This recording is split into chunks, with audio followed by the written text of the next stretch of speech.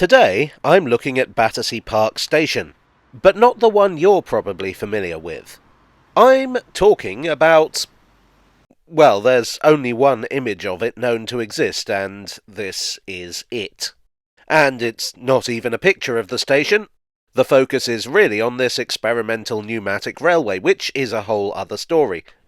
Today's video is about the original Battersea Park Station.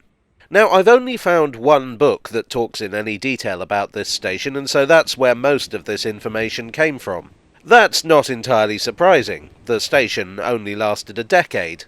So I think a lot of historians view it as kind of a footnote in the history of the current Battersea Park Station. What happened was this. The London, Brighton and South Coast Railway wanted to get to the West End of London, and their original plan was to use the West End of London and Crystal Palace Railway's terminus, which was called Pimlico even though it was in Battersea. But then a company called the Victoria Station and Pimlico Railway was formed, which could give the London, Brighton and South Coast a much better terminus at Victoria. And so the terminus called Pimlico was mostly obsolete. I made a separate video about Pimlico, which I'll link in the description, if I remember. Now, I say mostly obsolete because, of course, a station in Battersea was a useful thing to have. There were plenty of people in Battersea, and there was a steamer pier. So the LBSC planned a replacement station for Pimlico, which would sit right alongside it. Now, in theory, this should have been simple enough. But the problem was the river. To get the bridge to a suitable height, the railway would have to climb. And while trains are good at many things, climbing steep gradients is not one of them. Consequently, the planned station would be on a slope of 1 in 60. The Board of Trade Inspector, Colonel Yolland, was not a fan of the plans, describing them as objectionable and dangerous. The problem was that all trains to Victoria would have to pass through the station, and this was going to be a very busy line indeed. There was a high risk of any stopping train being unable to start again, or even slipping back down the slope. The LBSC argued fiercely. Well, they said, Parliament were fine with it, what's your problem? I don't know how Yolland became a colonel, but clearly determination was a part of it because he absolutely refused to back down. Unlike a heavy train stopped in the planned station, haha. Eventually, an agreement was reached. The station would be built on a much shallower 1 in 250 gradient, but the approach would be 1 in 52. The LBSC had more or less had their hand forced by the fear that if the Board of Trade couldn't be satisfied, the entire line would be cancelled. They could probably do without Battersea Park, but losing Victoria wasn't worth the risk. It wasn't only the LBSC that were going to use the line, but the London, Chatham and Dover Railway, the London and North Western, and the Great Western. The Great Western was quite a big commitment, because unlike most railways, it was built to a gauge of just over 7 feet, so would require its own rails. The London, Chatham and Dover would have their own terminus right next door to the LBSC one.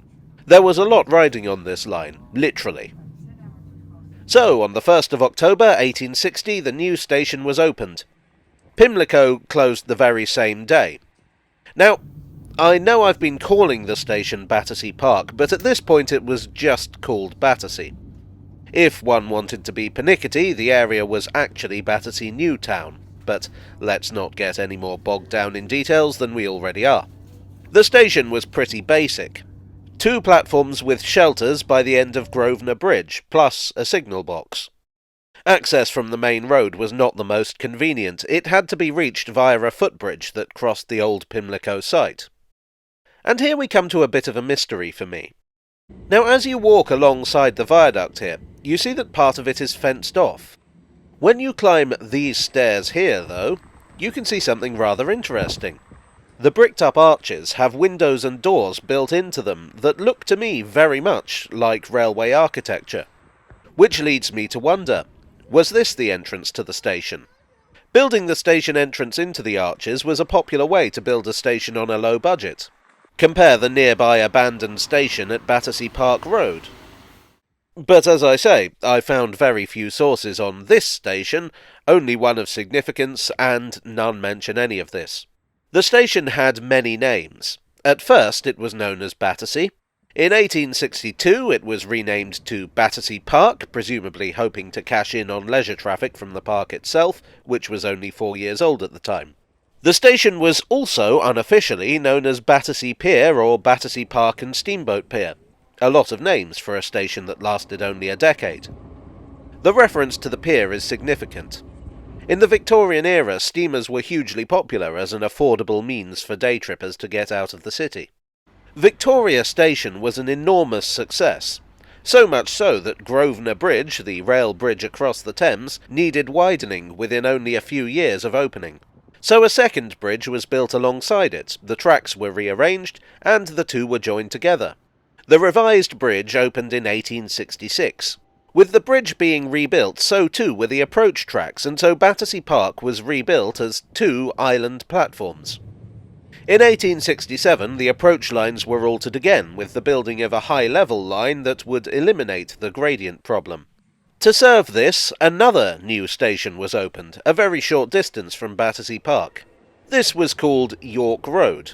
While it wasn't so convenient for the river, it was directly facing onto the main road. The majority of passengers preferred this rather than the long, rickety footbridge to Battersea Park. The advantages of Battersea Park were minimal, so rather than keep both, the LBSC closed the older station on the 1st of November 1870. I say older, but at this point it was 10 years and 1 month old. York Road was renamed York Road and Battersea Park, and in 1885 it became just Battersea Park, as it remains today.